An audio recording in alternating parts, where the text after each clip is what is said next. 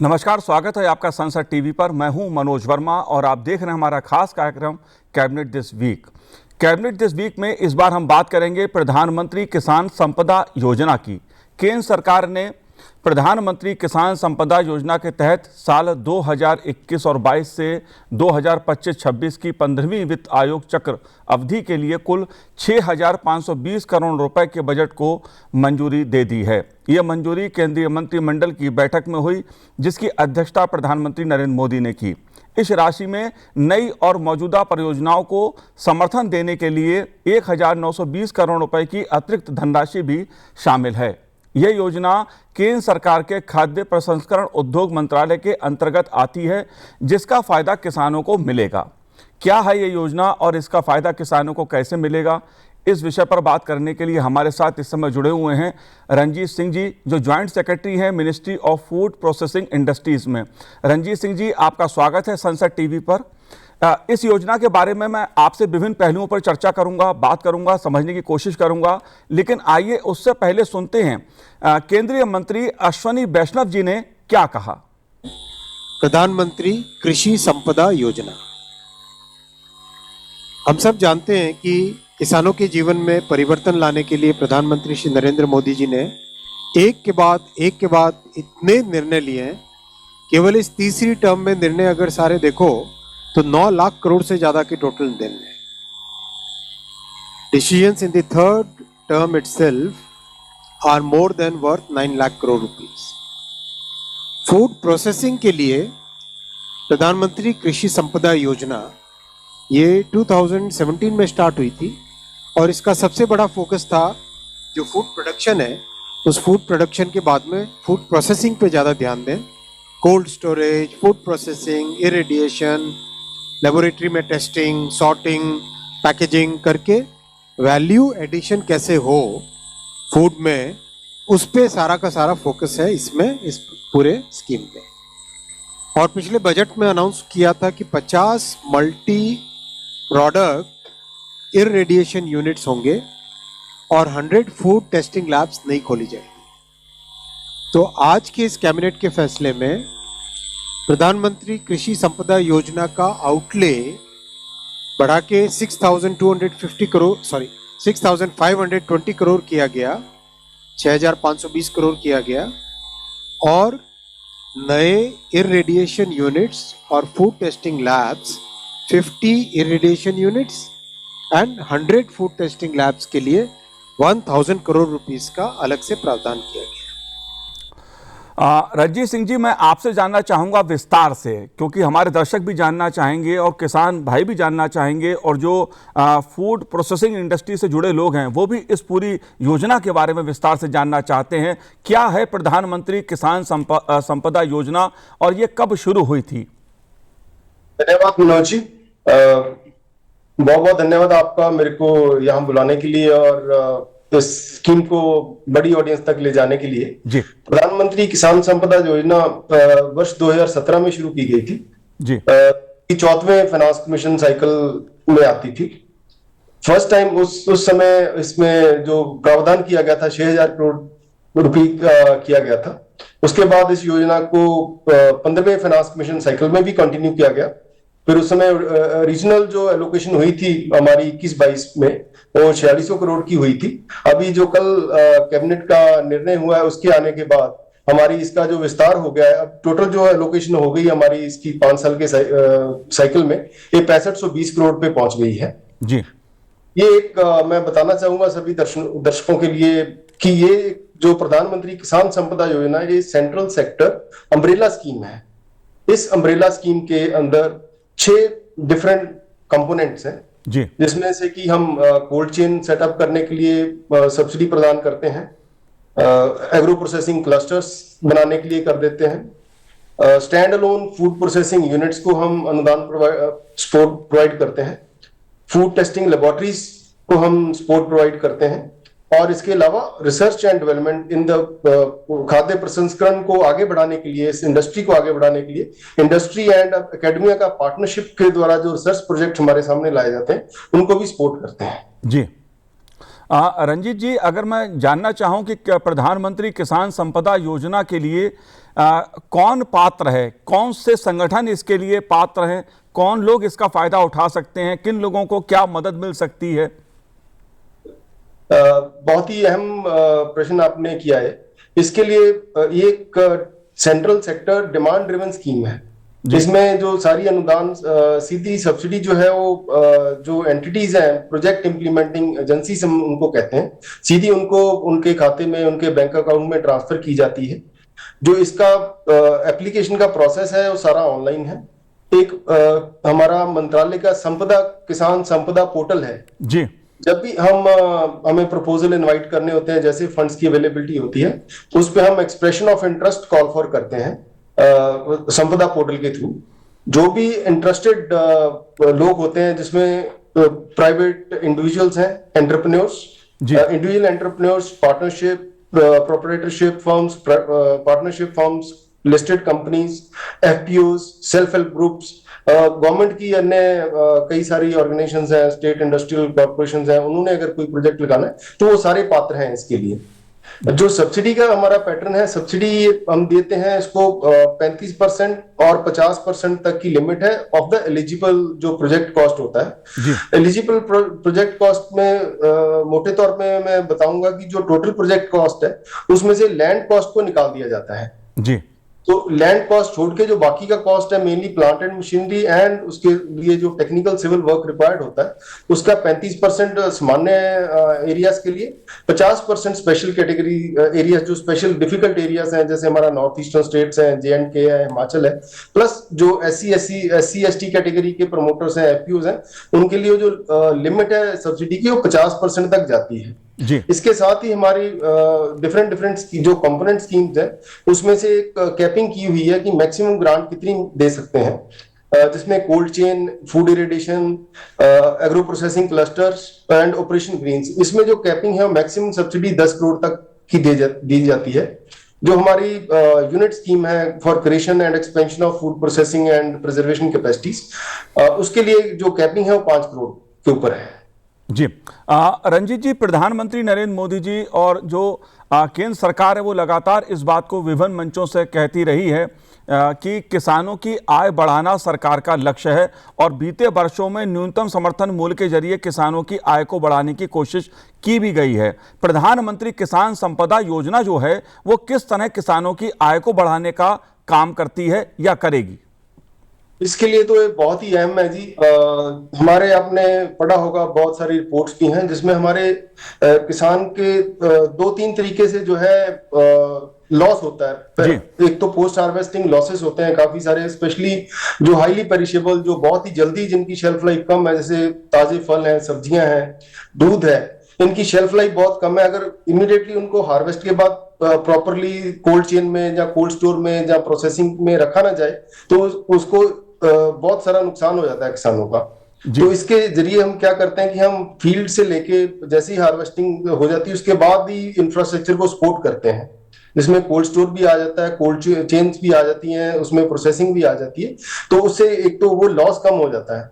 दूसरा तरीका इसका ये है आय में बढ़ोतरी करने का कि जो वैल्यू एडिशन है जी, प्रोसेसिंग के थ्रू जो है, जो रॉ मटेरियल है उसकी कॉस्ट कम होती है। रॉ अगर कोई बेचता है, जैसे जैसे उसमें वैल्यू ऐड होती है तो उसकी अच्छे दाम मिलते हैं जी। तो उससे भी जो है पूरी इंटायर वैल्यू चेन में जो है स्टेबिलिटी आती है।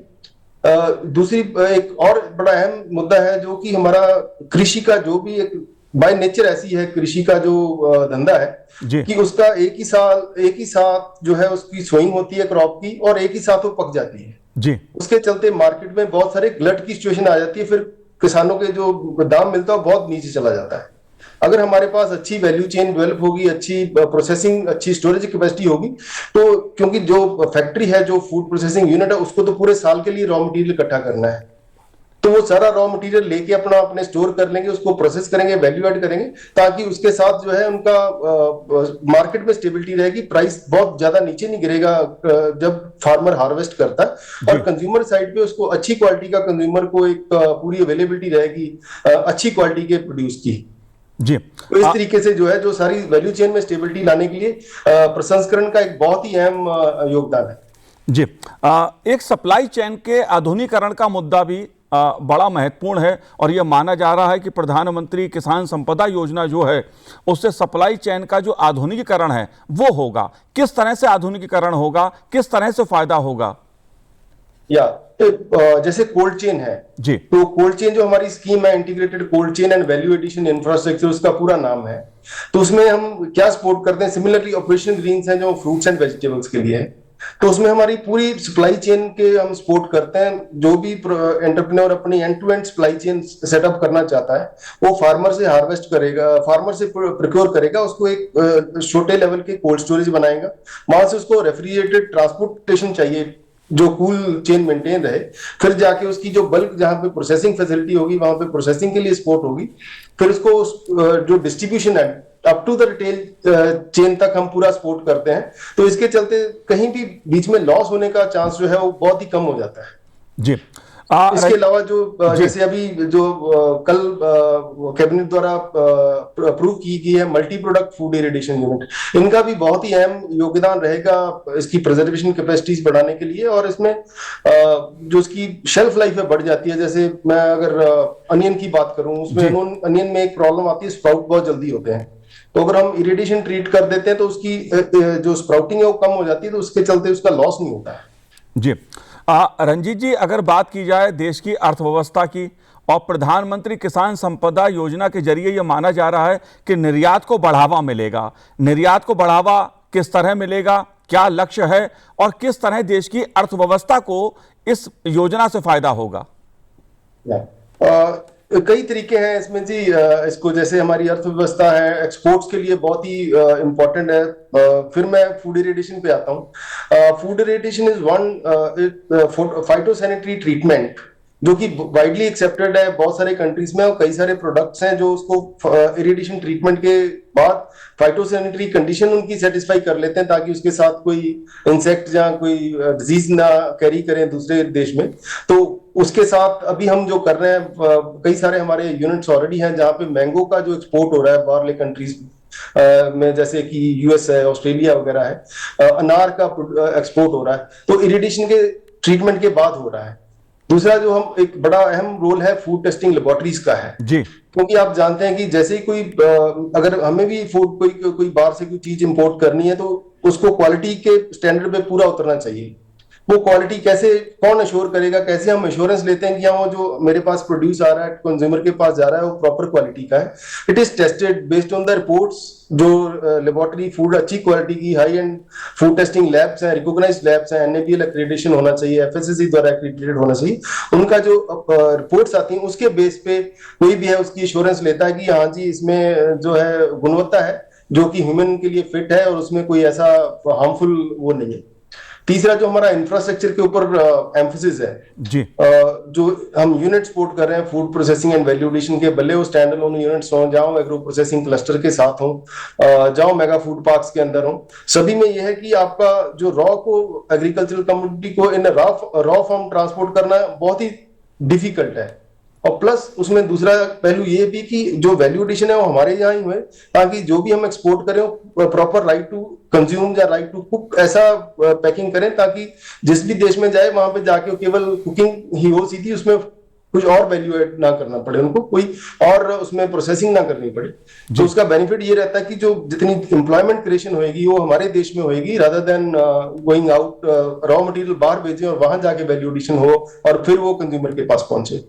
तो ये सारी पहलू जो है बहुत ही महत्वपूर्ण है हमारी एग्रेरियन इकोनॉमी, बिकॉज लार्जली हमारा अभी एग्रेरियन इकोनॉमी ही है इंडिया, तो इसमें बहुत ही इसकी महत्व है फूड खाद्य प्रसंस्करण का, और उसमें जॉब्स भी क्रिएट होंगी, उसमें वैल्यू एडिशन भी रहेगी, सभी को जो है ओवरऑल इकोनॉमी को अच्छा बेनिफिट मिलेगा।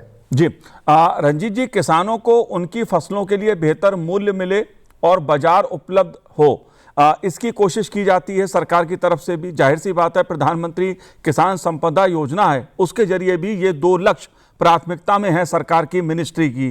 कैसे इन लक्ष्यों को हासिल किया जाएगा, इस दिशा में क्या मंत्रालय की योजना है? हम बिल्कुल तत्पर हैं जी। जैसे अभी हम सपोर्ट करेंगे 100 फूड टेस्टिंग लेबोरेटरीज जो सेटअप होंगी, तो वो बड़ा एक उसका अहम रोल होगा ताकि जो हमारे एक्सपोर्टर्स हैं उनको कोई परेशानी ना आए, बिकॉज सैंपल टेस्ट होने के लिए उनको कहीं इधर दूर ना जाना पड़े, उनके आसपास जो लैब्स हैं वहीं भी हो, और अच्छी NABL अच्छी क्वालिटी की वर्ल्ड स्टैंडर्ड की लैब हो, जो उनको कंप्लायंस में बिल्कुल कोई असुविधा ना हो, बिल्कुल सुविधापूर्ण वो चला जाए। कोल्ड चेन का जो सपोर्ट हमारी ऑलरेडी है, उसके थ्रू आप कहीं पे भी प्रोड्यूस हो तो उसको फ्रॉम द प्रोडक्शन साइड आप जानिएगा कि जो हमारी कृषि की जो प्रोडक्शन होती है वो हिंटरलैंड में होती है, जी। डीप इनसाइड होती है, कंट्री के डिफरेंट विभिन्न भागों में होती है, बट जो एक्सपोर्ट होगा वो तो पोर्ट्स में होगा। तो लैंड टू पोर्ट जहां से प्रोडक्शन साइट है वहां से अच्छी क्वालिटी का produce till the consumer and पहुंचे, उसके लिए जो कोल्ड चेन इंफ्रास्ट्रक्चर है इसका बहुत ही अहम रोल है, जो जिसको की मंत्रालय फुल सपोर्ट कर रहा है। इरिगेशन यूनिट हुए प्लस अदर इंफ्रास्ट्रक्चर जो हो रहा है, सभी का बहुत ही सपोर्ट है इसके लिए, एक्सपोर्ट बढ़ाने के लिए। जी।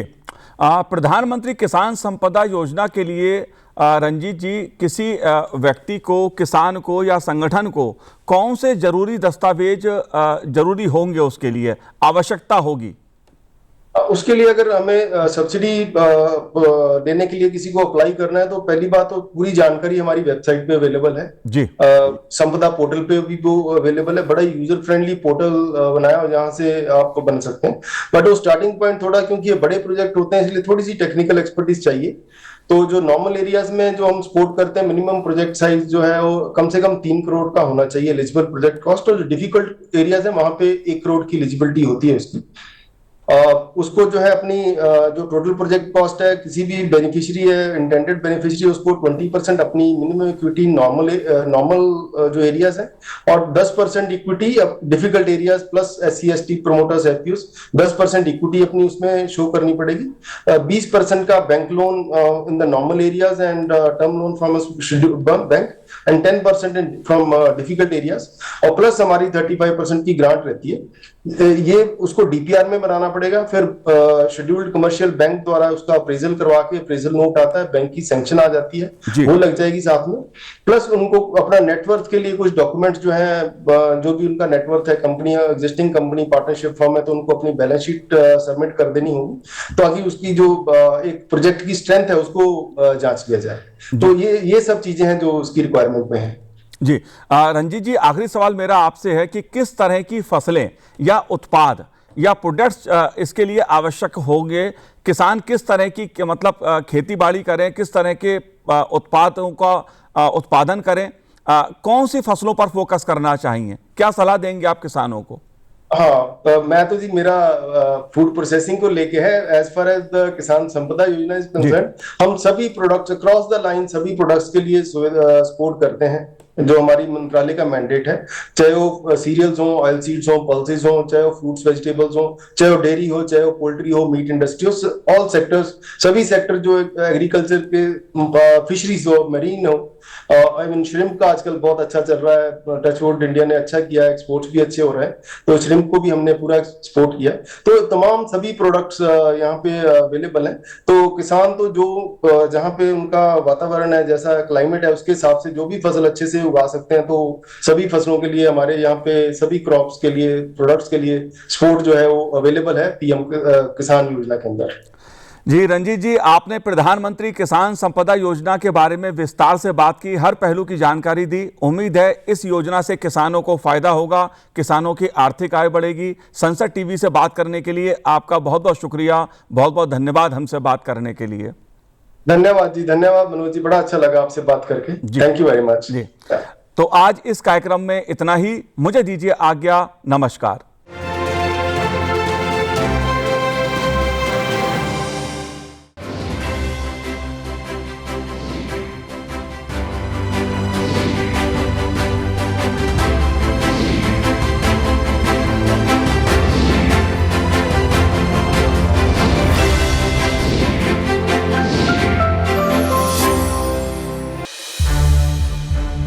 संसद टीवी के और भी प्रोग्राम्स देखने के लिए सब्सक्राइब करें हमारा YouTube चैनल, और हाँ, इन्हें लाइक और शेयर करना ना भूलें।